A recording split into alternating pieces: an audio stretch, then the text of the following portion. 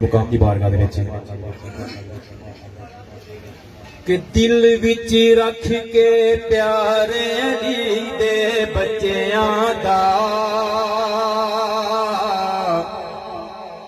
दिल विच रख के प्यारे अली दे बच्चियां दा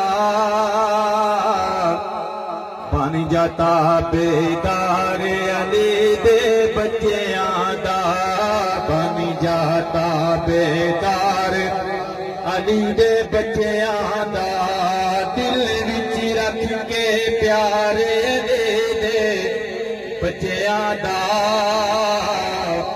बन जाता बेदार अली दे बच्चियां दा बन जाता बेदार अली दे बच्चियां दा और मंग ले राहिब जिन्ने पुत्र मंगने ने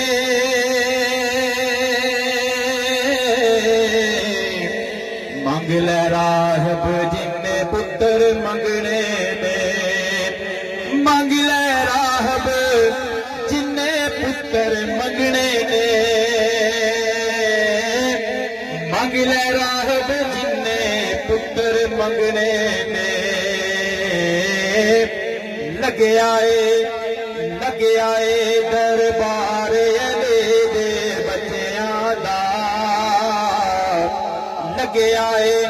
दरबार अली दे बच्चियां दा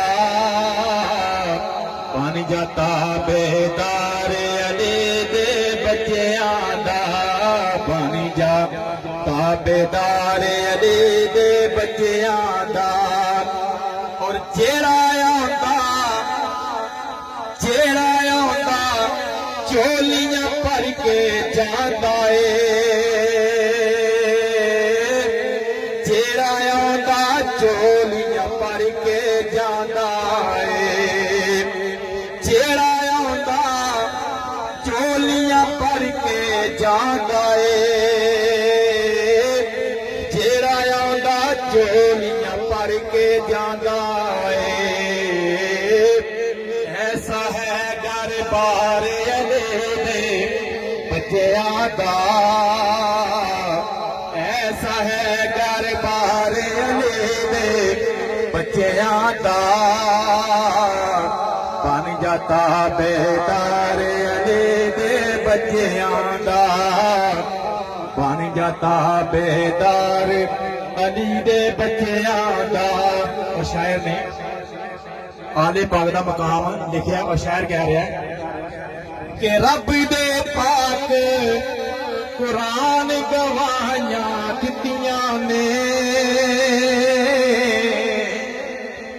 रब दे पाक कुरान गवाहियां दित्तियां ने रब दे पाक कुरान गवाहियां दित्तियां ने रब दे पाक कुरान गवाहियां दित्तियां ने ऐसा है किरदार अली दे बच्चियां दा ऐसा है किरदार अली दे बच्चियां दा बन जाता बेदार अली दे बच्चियां दा और अल्लाह दा महबूब बंदा बन जावे अल्लाह दा महबूब बंदा बन जावे जेड़ा भी हुबदार अली दे बच्चियां दा जेड़ा भी हुबदार अली दे बच्चियां दा बन जाता बेदार